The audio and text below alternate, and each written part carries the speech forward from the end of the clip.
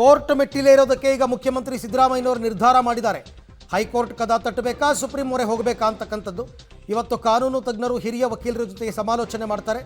ಭಿನ್ನ ಅಭಿಪ್ರಾಯ ವ್ಯಕ್ತವಾದ ಹಿನ್ನೆಲೆಯಲ್ಲಿ ವಕೀಲರ ಜೊತೆ ಇವತ್ತು ಚರ್ಚೆ ಮಾಡ್ತಾ ಇದ್ದಾರೆ. ಸುಪ್ರೀಂಗೆ ನೇರವಾಗಿ ಅರ್ಜಿ ಸಲ್ಲಿಸುವುದು ಸೂಕ್ತ ಅಂತಕ್ಕಂಥ ಅಭಿಪ್ರಾಯ ಬಂದಿದೆ. ಹಾಗಾಗಿ ಸುಪ್ರೀಂಗೆ ನೇರವಾಗಿ ಅರ್ಜಿ ಹಾಕುವ ಬಗ್ಗೆ ಇವತ್ತು ಅಂತಿಮವಾಗಿ ತೀರ್ಮಾನ ಮಾಡ್ತಾರೆ. ನಾಳೆ ಹಾಕಬೇಕು.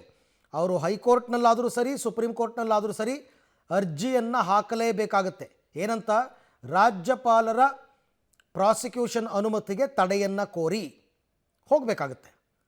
ಎಲ್ಲಿ ಹೋಗಬೇಕು? ಹೈಕೋರ್ಟ್ಗೆ ಹೋಗಬೇಕಾ, ಸುಪ್ರೀಂ ಕೋರ್ಟ್ಗೆ ಹೋಗಬೇಕಾ? ಈ ಜಿಜ್ಞಾಸೆಯಲ್ಲಿದ್ದಾರೆ. ಕೆಲವರು ಹೈಕೋರ್ಟ್ ಅಂತಾರೆ, ಕೆಲವರು ಸುಪ್ರೀಂ ಕೋರ್ಟ್ ಅಂತಾರೆ. ಇವತ್ತೇನೋ ಕೆಲವು ಕಾಂಗ್ರೆಸ್ನ ಲೀಗಲ್ ಎಕ್ಸ್ಪರ್ಟ್ಸ್ ಡೆಲ್ಲಿಯಿಂದ ಬರ್ತಾ ಇದ್ದಾರೆ. ಅವ್ರ ಜೊತೆ ಚರ್ಚೆ ಮಾಡಿ ತೀರ್ಮಾನ ಮಾಡ್ತಾರೆ.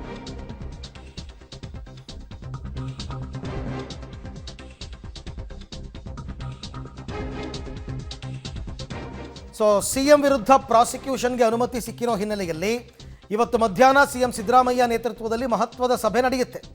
ಕಾನೂನು ಸಲಹೆಗಾರ ಎಎಸ್ ಪೊನ್ನಣ್ಣ ನೇತೃತ್ವದಲ್ಲಿ ಸಭೆಯಾಗುತ್ತೆ. ಮುಖ್ಯಮಂತ್ರಿಗಳು ಹಿರಿಯ ವಕೀಲರ ಜೊತೆ ಚರ್ಚೆ ಮಾಡ್ತಾರೆ. ರಾಜ್ಯ ವಕೀಲರ ಜೊತೆ ಚರ್ಚೆಯ ಬಳಿಕ ದೆಹಲಿಯ ಹಿರಿಯ ವಕೀಲರ ಜೊತೆ ಕೂಡ ಚರ್ಚೆ ಆಗುತ್ತೆ.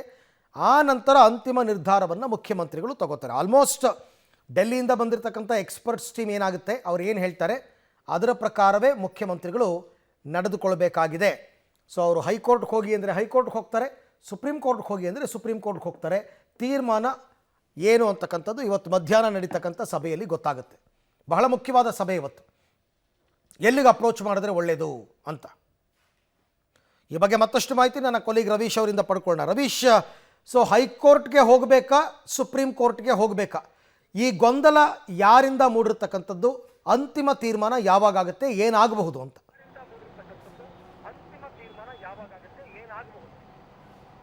ಅರವಿಂದ್, ಇದು ಗೊಂದಲ ಅಲ್ಲ, ಕಾನೂನು ಹೋರಾಟ. ಕಾನೂನು ಹೋರಾಟವನ್ನು ಸರಿಯಾಗಿ ಮಾಡಬೇಕಾಗುತ್ತೆ. ಈ ನಿಟ್ಟಿನಲ್ಲಿ ರಾಜಕೀಯ ಹೋರಾಟದ ಜೊತೆಗೆ ಕಾನೂನು ಹೋರಾಟ ಬಹಳ ಮುಖ್ಯವಾಗಿರ್ತಕ್ಕಂಥದ್ದು ಸಿದ್ದರಾಮಯ್ಯನವ್ರ ಪಾಲಿಗೆ.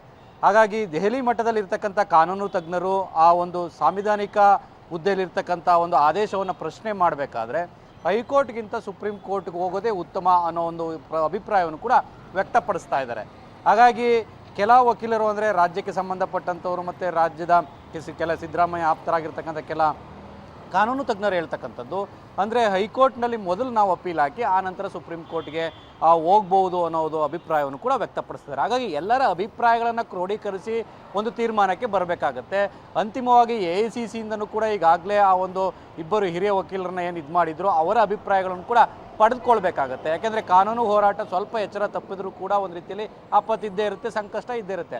ಆ ಕಾರಣಗಳಿಗೋಸ್ಕರವಾಗಿ ಎಲ್ಲರ ಒಮ್ಮತದ ಅಭಿಪ್ರಾಯದ ಮೂಲಕ ಹೋಗ್ಬೋದು. ಯಾಕೆಂದರೆ ಒಂದು ವೇಳೆ ಸುಪ್ರೀಂ ಕೋರ್ಟ್ಗೆ ಹೋದಂಥ ಸಂದರ್ಭದಲ್ಲೂ ಕೂಡ ಸುಪ್ರೀಂ ಕೋರ್ಟ್ ಇನ್ಸಿಸ್ಟ್ ಮಾಡ್ಬೋದು. ಅಂದರೆ ನೀವು ಹೈಕೋರ್ಟಲ್ಲೇ ಹೋಗಿ ಆ ಒಂದು ವಿಚಾರಣೆಯನ್ನು ಎದುರಿಸಿ ಬನ್ನಿ, ಅಲ್ಲಿ ಏನಾಗುತ್ತೋ ನೋಡೋಣ ಅಂತಲೂ ಕೂಡ ಹೇಳ್ಬೋದು. ಹಾಗಾಗಿ ದೇಶವ್ಯಾಪಿ ಒಂದು ರೀತಿಯಲ್ಲಿ ಈ ಒಂದು ಪ್ರಕರಣವನ್ನು ತೆಗೆದುಕೊಂಡು ಹೋಗಿ ರಾಜಕೀಯ ಸ್ವರೂಪದ ಜೊತೆಗೆ ಕಾನೂನು ಹೋರಾಟವನ್ನು ಮಾಡದೆ ಒಳಿತು ಅನ್ನೋದ್ರ ಬಗ್ಗೆ ಕೂಡ AICCಯಿಂದ ಬಂದಿರತಕ್ಕಂಥ ಮಾಹಿತಿ. ಹಾಗಾಗಿ ಅಂತಿಮವಾಗಿ ಸಿದ್ದರಾಮಯ್ಯನವರು ಯಾವ ನಿರ್ಧಾರಗಳನ್ನು ತೆಗೆದುಕೊಳ್ತಾರೆ ಅನ್ನೋದು ಕೂಡ ಸಂಜೆ ಅಷ್ಟೊತ್ತಿಗೆ ಗೊತ್ತಾಗುತ್ತೆ.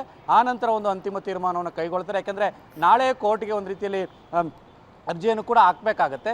ಈ ನಿಟ್ಟಿನಲ್ಲಿ ಇವತ್ತು ಸಂಜೆ ಒಳಗಡೆ ಅಂತಿಮ ತೀರ್ಮಾನ ಆಗುತ್ತೆ. Arvind, okay, thank you Ravish ತಮ್ಮ ಎಲ್ಲ ಮಾಹಿತಿಗಾಗಿ. ಅದೆಲ್ಲವೂ ಕೂಡ ಸಾಯಂಕಾಲದ ವೇಳೆಗೆ ಗೊತ್ತಾಗುತ್ತೆ. ನಾಳೆ ಅವರು ಪಿಟಿಷನ್ ಹಾಕಬೇಕು. ಹೈಕೋರ್ಟ್ನಲ್ಲಿ ಹಾಕ್ತಾರಾ, ಸುಪ್ರೀಂ ಕೋರ್ಟ್ನಲ್ಲಿ ಹಾಕ್ತಾರಾ, ತೀರ್ಮಾನ ಆಗುತ್ತೆ.